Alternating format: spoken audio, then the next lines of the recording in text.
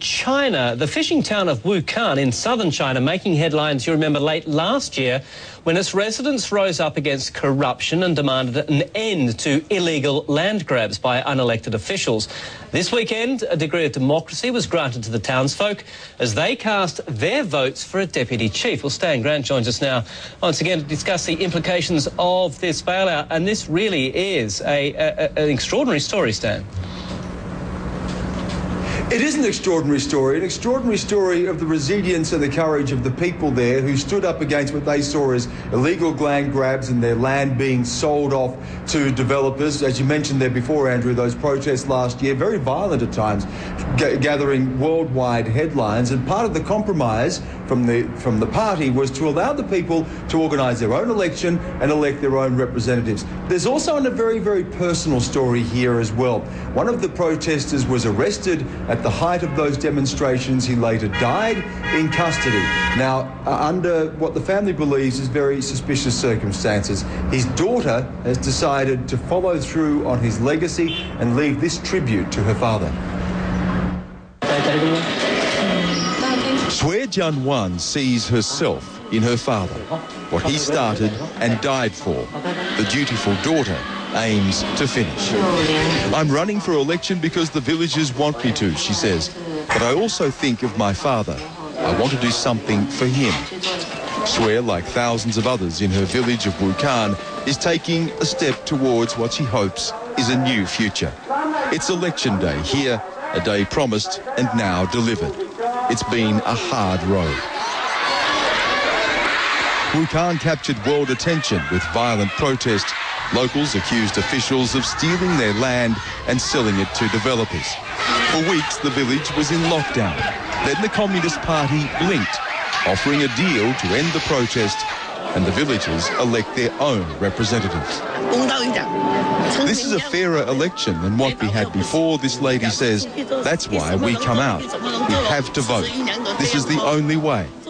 Well, there are two things here. One, that people are able to line up and freely cast their ballot. The other, that I'm able to stand here and tell you about it. The media is free to cover this event. Some are already talking about the WUKAN effect, more freedom throughout China. But critics say this is all for show, that the party retains a tight grip. What was the problem? There was no problem. An American embassy official arrived unannounced for a first-hand look. His was an uncomfortable presence. He left within minutes. For some villagers, the election still does not solve the core issue of land seizures. They're still wary of the power of officials. We want our land back. Things haven't changed much. Without news coverage, our struggle would have died a long time ago. Sue Jianwan lost her father to the struggle. Sue Jinbo was a protest leader. Arrested, he died in custody. Police say he had a heart illness. His family claims he was beaten to death. Months later, his body has been returned, but the family waits for answers, and they fear for Sue Jianwan. My grandmother and my uncle oppose me running. They worry about the effect it will have on our family, she says, and I can't change their mind. Sue Jianwan sees herself as the face of a new, more democratic China. But these are small steps. Elsewhere in the country, unrest is mounting. Gaps between rich and poor are widening, and the party often crushes dissent.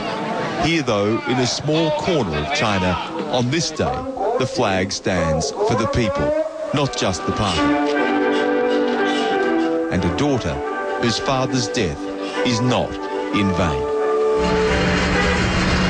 Now, as you mentioned there, Sue Jianwan has been under a lot of pressure from her family to not continue with this race. She made it through to the runoff of the election, but after a tearful plea from her grandmother, she's now decided to pull out. She says that she has done her bit and she has lived up to the legacy of her father. Another postscript to this too, Andrew, and we heard this today from the National People's Congress, Premier Wen Jiabao specifically highlighting the problem of land seizures and talking about new measures that are going to be enforced to be able to recognise the rights of farmers and to protect those rights as well. Andrew?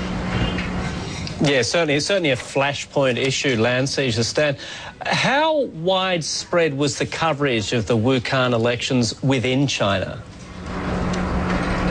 You know, it was extraordinary to be there, Andrew. We're so used to being chased out of those places, to be frank. Last time we were in WUKAN, the police came along, they told us to leave. We were warned off speaking to anyone. Of course, at the height of those protests last year, it was in lockdown, the media being kept away. When we arrived there was widespread coverage of this. It was being covered in the local media. There were a lot of crews from Hong Kong as well who were covering the event, a lot of print media, a lot of television. It almost had a very surreal effect. We almost felt like, is this really happening? Is this really happening here in China? We almost felt as if it was staged. But yes, it was happening. We were able to move around freely. People felt free to speak and felt free, as you heard in the story there as well, to be critical, to raise a very critical voice to what's happening in their lives. So a snapshot of what can happen in the country. Whether it will spread to the rest of the country, though, of course, is still yet to be seen. Andrew? Okay.